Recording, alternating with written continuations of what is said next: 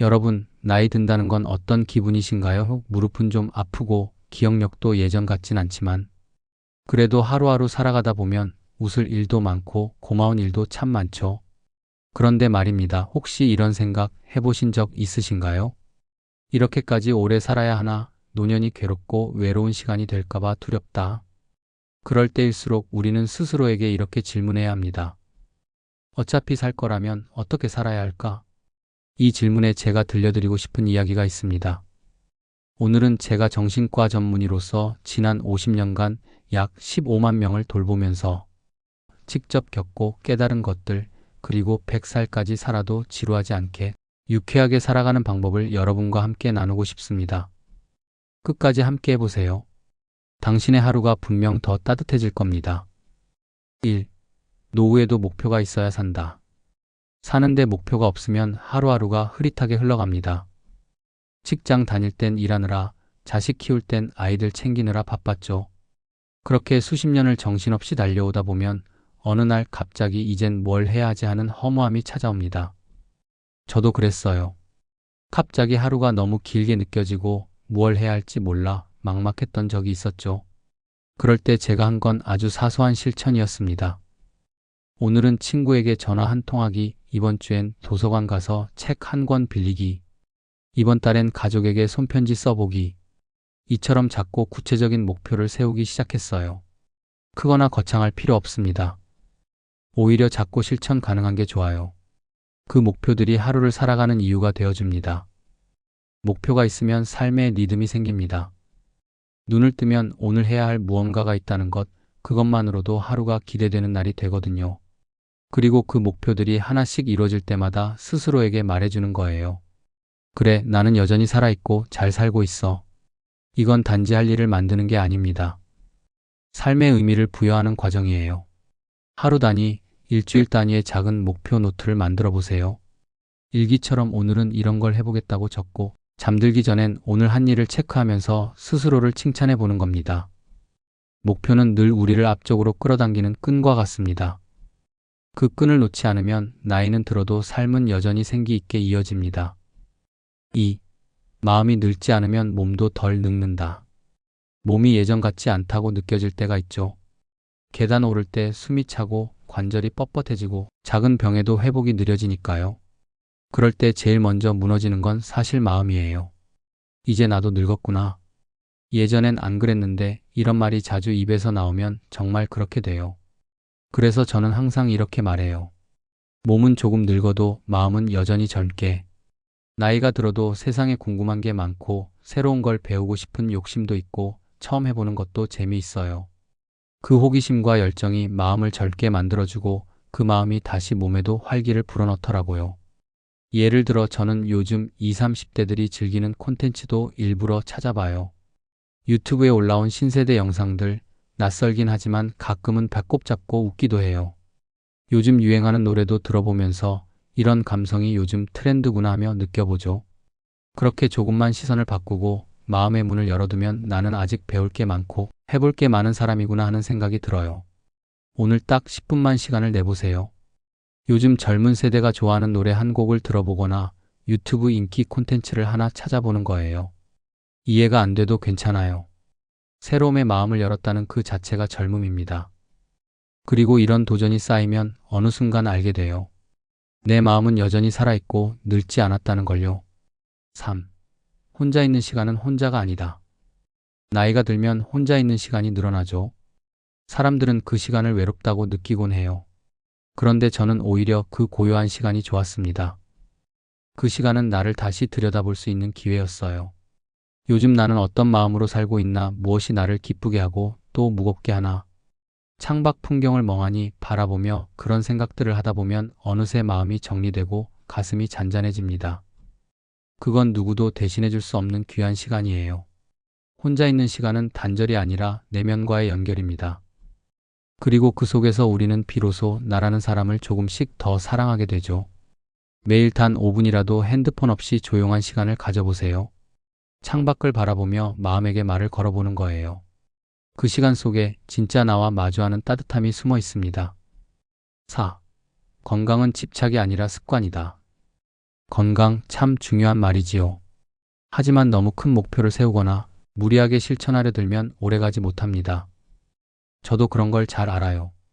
억지로 운동을 하거나 철저한 식단을 고집하면서까지 건강을 지키려고 애쓴 적은 거의 없었어요. 대신 이렇게 했죠. 매일 아침 같은 시간에 잠깐이라도 걸었습니다. 밥 먹을 땐 늘 감사하는 마음으로 천천히 씹었고요. 과식하지 않으려고 노력하고 몸이 피곤할 땐 무리하지 않고 푹 쉬었습니다. 이런 아주 소박한 습관들이 오히려 오랫동안 건강을 지켜주더라고요. 우리는 가끔 건강을 목표처럼 여기곤 하죠. 그래서 운동을 시작해도 며칠 못 가 포기하고 식이요법도 며칠 지나면 다시 돌아가 버리곤 합니다. 그건 건강을 이겨야 하는 대상으로 생각하기 때문이에요. 하지만 저는 건강을 일상의 일부로 받아들이기로 했어요. 거창하게 달리기를 하거나 고단한 식단을 짜지 않아도 괜찮습니다. 오히려 지속 가능한 습관을 만들어 두는 것이 건강을 지키는 가장 현실적이고 지혜로운 방법입니다. 사람마다 자신에게 맞는 리듬이 있어요. 누군가는 아침형, 또 누군가는 저녁에 기운이 나는 사람일 수도 있고요. 중요한 건 자기 몸의 리듬을 알고 그 흐름 안에서 자연스럽게 실천하는 거예요. 저는 지금도 가끔 산책하면서 이렇게 말합니다. 그래, 걷고 있는 지금 이 순간도 내 건강을 위한 투자야.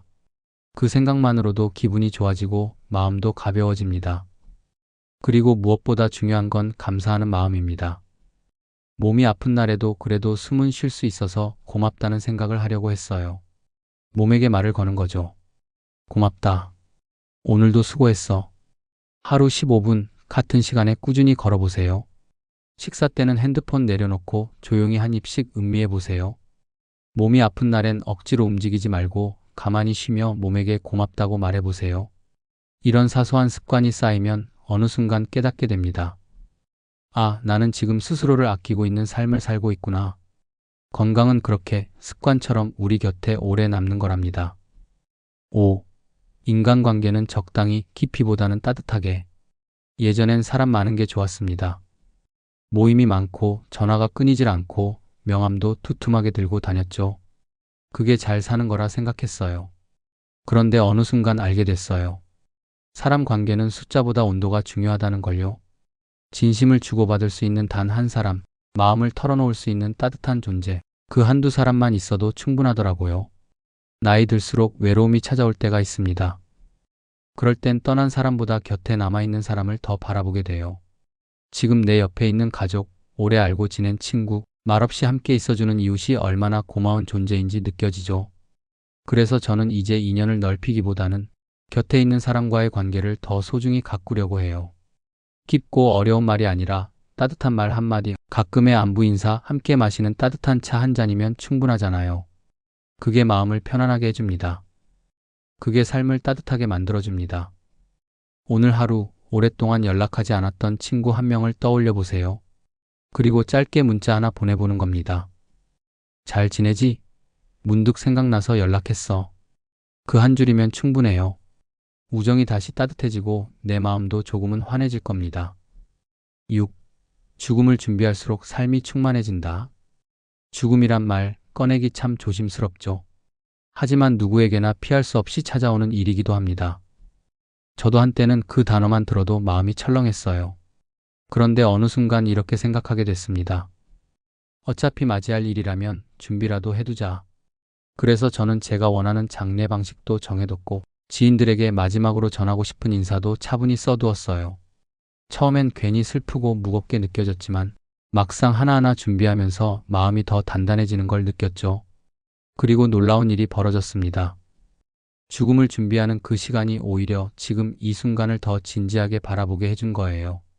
오늘 하루가 더 귀하고 가족의 말 한마디가 더 따뜻하고 햇살, 바람, 밥 한 끼까지도 더 감사하게 느껴졌습니다. 죽음을 준비한다는 건 삶을 포기하거나 끝을 생각하는 게 아닙니다. 오히려 삶을 더 깊이 살기 위한 준비예요. 어떻게 떠날 것인가를 생각해보면 어떻게 살아야 하는가가 훨씬 선명해지거든요. 특히 나이 들수록 우리에겐 말 한마디, 작은 행동 하나가 남은 사람들에게 오래도록 기억으로 남습니다. 그래서 저는 요즘 하루하루를 나중에 떠난 뒤에도 누군가의 마음에 따뜻함으로 남을 수 있을까 하는 마음으로 살고 있습니다. 오늘 하루 마음속에 떠오르는 사람이 있다면 용기 내서 먼저 말해보세요. 고마워요. 당신 덕분에 내가 오늘 하루를 따뜻하게 살았어요. 그 말 한마디가 당신의 삶을 더 충만하게 만들어줄 겁니다. 여러분, 어차피 살 거라면 어떻게 살아야 할까요? 저는 이렇게 생각합니다. 100살까지 살 수도 있잖아요. 그러니 그 시간 재미있게, 유쾌하게, 나답게 살아야죠. 오늘 나눈 6가지 중 단 하나라도 마음에 남았다면 그게 바로 품격 있는 100세 인생의 첫걸음입니다. 잠들기 전 오늘 하루 가장 감사했던 일을 떠올리며 미소 지어보세요. 그 미소 하나가 당신의 내일을 더 부드럽게 만들어줍니다. 영상이 마음에 드셨다면 좋아요와 구독으로 함께 해주세요. 당신의 품격 있는 100세 인생, 품격 100세가 늘 응원하겠습니다.